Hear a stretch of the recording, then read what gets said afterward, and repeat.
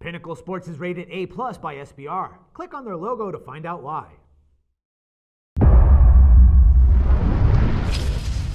Hello and welcome to World Sports Weekly. I'm your host, Natalie Rydstrom. Joining us now is Richard O'Hagan, sports writer and regular contributor for SBR Forum, to discuss the betting value in the individual World Cup teams. Richard, welcome to the show today. Hi Natalie, it's good to be here. Colombia are favourites in Group C and don't really have much competition in this group. They're priced at 1.8, which is one of the best value tips in the group betting. Can they do it? Oh, I think absolutely certainly, Natalie. They are in such a weak group here. Greece, Ivory Coast and Japan. I don't see any reason why Colombia, playing in South America, cannot qualify out of this group.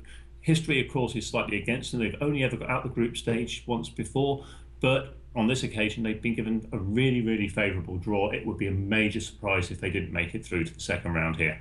Yes, well, they're priced at 26 here to go all the way, but is this too much to expect from a team who, other than in 1998, Colombia have never seen past the group stage of the World Cup?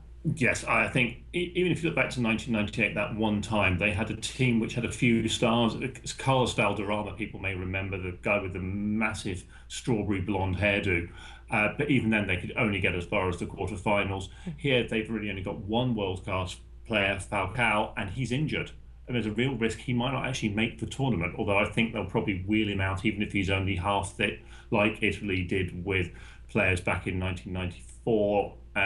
But I can't see him being a major factor for them unless he gets a good few games under their belt before then. So at the moment, I would say definitely not Colombia to win this competition. Yes, I do agree with you there. But where can you see them being eliminated? I can actually see them going out in the second round because they're going to come up against the second team from Group D. And Group D, that's the group with Uruguay, Costa Rica, Italy and England in it.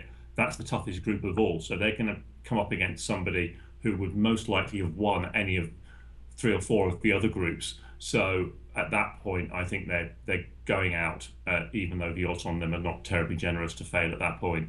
Yes, you're right, but for them being eliminated in the round of 16, that's priced at 2.5. I still think that's worth a bet, no? Oh, definitely. Or if you want to be particularly bold, you could perhaps take the one chance they've probably got of getting through that round, which is whoever comes out of Group D is going to be a bit on the tired side because there's no easy game in Group D. You've got to play your starting 11 players all the way through that. So if they're coming out with tired legs and just a little bit jaded generally, then Colombia have got a chance.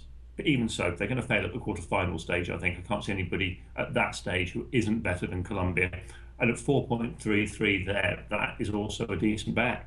Yeah, you're right there. Now, Colombia do have a good goal-scoring record. With that in mind, the under 6.5 goals is priced at a lower 1.61 than the over 6.5 goals, which is priced at 2.2. Which way would you lean? A factor here with Colombia's price is this injury to Falcao, which I think has depressed the view of how many goals they're going to score. But they've got other good players. They've got people like Teo Gutierrez, who can put the ball in the back of the net. It's just getting it there in the first place that could be a problem. So I'd be more inclined to go over the 6 goals there.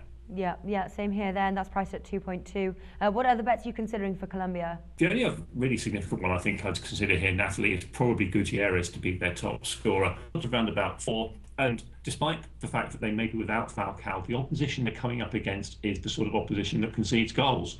And Colombia are markedly stronger than any of those other 3 teams. So I think they are going to score at least 2 goals a game and probably 3 in one of them. And I expect someone like Gutierrez to get a handful of those. So that's where my money's going. Okay, wonderful. That wraps things up for our Team Colombia preview. Richard, thanks for joining us. You're welcome, Natalie.